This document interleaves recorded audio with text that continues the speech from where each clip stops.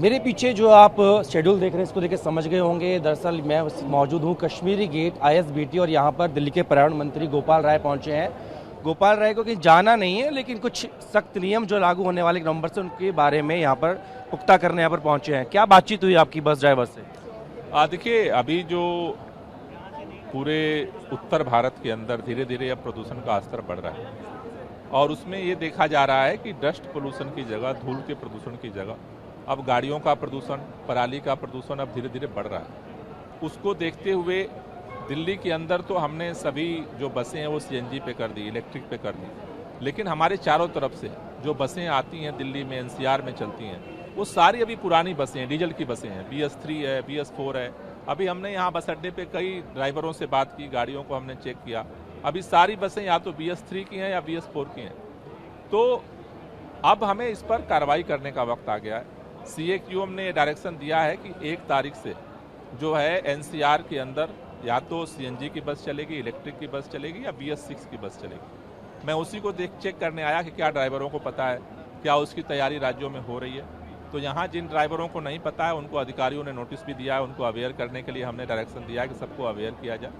1 तारीख से transport department की जो टीम है वो जगह जगह एंट्री पॉइंट पे लगेगी, लेकिन हमारी केंद्र सरकार से, हरियाणा, राजस्थान और उत्तर प्रदेश की सरकार से ये मांग है कि केवल दिल्ली में नहीं, पूरे NCR में जो पोल्यूशन फैल रहा है उसकी मार दिल्ली झेल रहा है। इसलिए पूरे NCR में जो है इन डीजल की जो पोल्यूशन पैदा करने वाली बसें इनको रोका जाए और वहां पर CNG, इलेक्ट्रिक या BS6 की बसों को संचालित किया जाए। जी, आपने खुद कहा कि जो अधिकांश बसें हैं वो BS6 से नीचे की हैं। ऐसे में वैकल्पिक व्यवस्था क्या होगी? क्योंकि आप कह रहे हैं कि वहाँ जो राज्य हैं वो करें, लेकिन दिल्ली के जो लोग हैं वो भी बाहर जाते हैं, उधर से आ रहे होंगे, उनमें भी दिल्ली के लोगों के लिए वैकल्पिक व्यवस्था क्या रहेगी? नहीं, ये तो यहाँ तो दिल्ली के अंदर तो जो हमारी सारी बसें वो CNG की हैं, सारी बसें इलेक्ट्रिक की हैं, लेकिन अब दिल्ली सरकार जो है वो उत्तर प्रदेश, हरियाणा, राजस्थान की बस नहीं संचालित करेगी। इसकी जिम्मेदारी उनको लेनी पड़ेगी या केंद्र सरकार को लेनी पड़ेगी। उनको वैकल्पिक व्यवस्था यही है कि CNG की बस चलाएं, इलेक्ट्रिक की बस चलाएं या BS6 की बस चलाएं। वैकल्पिक व्यवस्था तो यही है।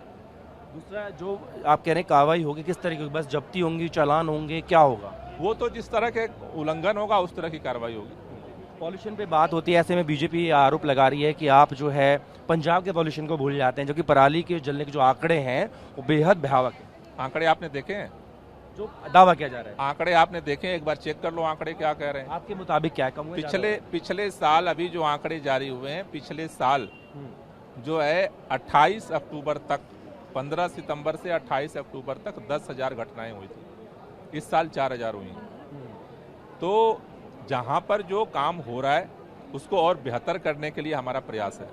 हमारा भाजपा के लोगों से एक ही निवेदन है, केंद्र में सरकार है, राज्य में सरकार है 10-10 साल से, और एक CNG की तो बस खरीद लिए होते, प्रवचन देते हैं, और एक CNG की बस नहीं खरीदी गई, एक इलेक्ट्रिक की बस नहीं खरीदी गई। BS3 और BS4 की बसें धुआं उड़ा रही हैं चारों तरफ और प्रवचन देते हैं सारे भाजपा के नेता। एक बस तो खरीद लो।